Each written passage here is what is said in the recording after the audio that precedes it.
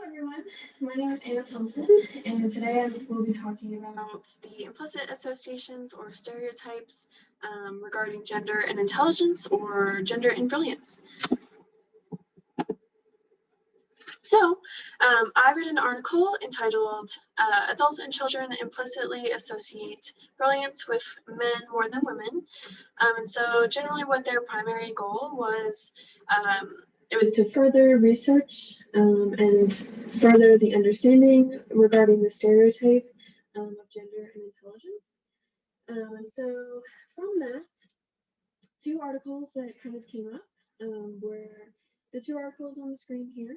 And so it was implicit social cognition, attitude, self-esteem, and stereotypes, which generally used other studies that the authors had done previously to talk about the relationship between kind of intelligence and genders, but they did it in talking about social cognition and how the kind of like the automatic thinking that occurs in social situations can sometimes create stereotypes towards different people and different, I guess, groups of people.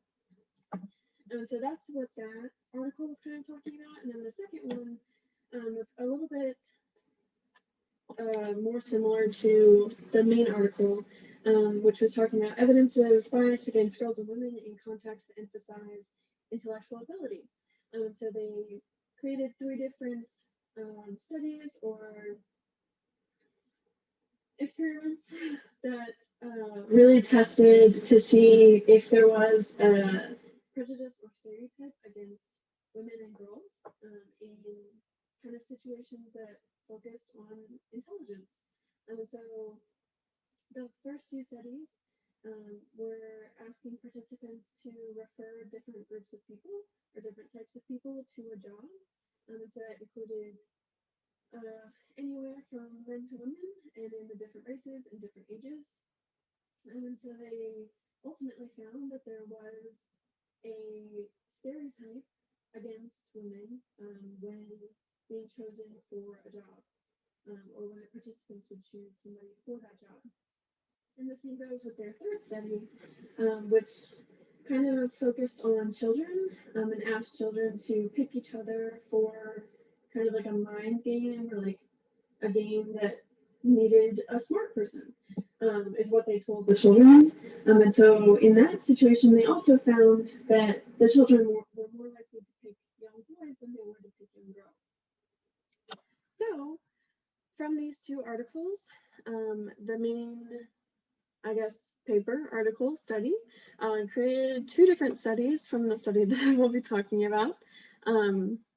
They created like the initial study and then which was study 2A, and then 2B was the retest from that. And so the main kind of idea of this study was to examine the strength of the gender brilliance stereotype by using four different comparison traits. So what those comparison traits were was kind of groups that were created because participants were randomly assigned to what's called like an implicit association test or an IAT. So there were four different IATs that were going on, which compared the main trait, super smart, to one of the four comparison traits. So this was the four IATs essentially. And so we had two, what the authors called female types traits, and then two male types traits.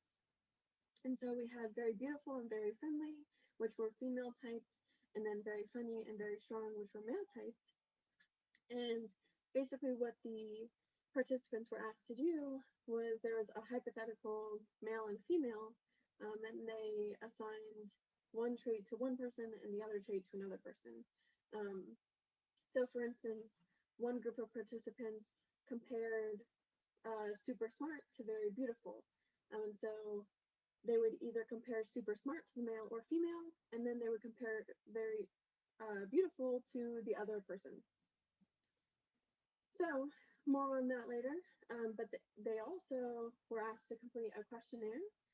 So this was self-reported data, and the questionnaire asked how they thought, they meaning the participants, how the participants thought that they associated super smart with either male or female.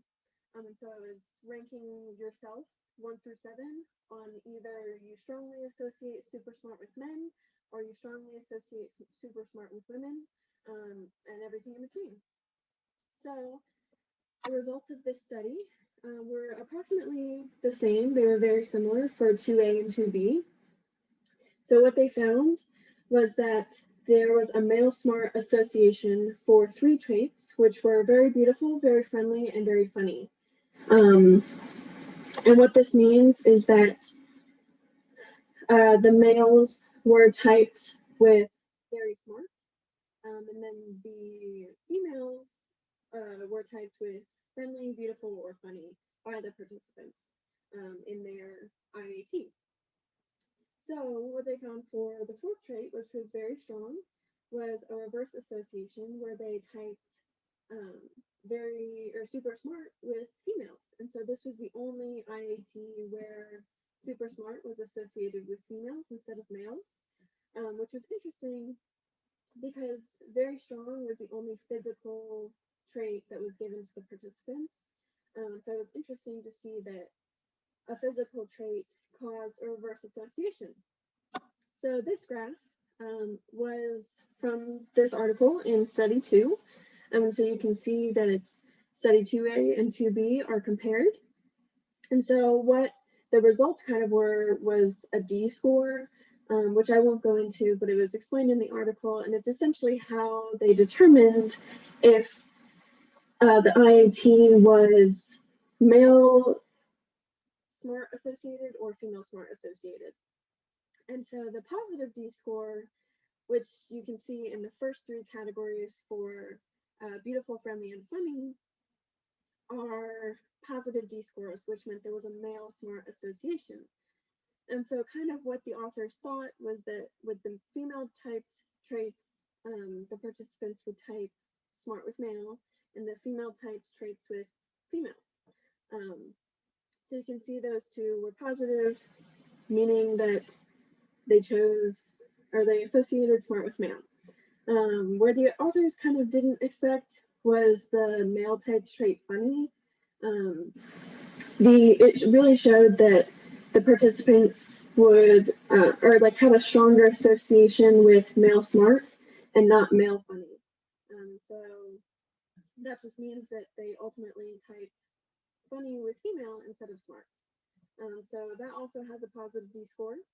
And then the last one you can see has a negative D score, which goes below the 0 line. And that's the very strong trait.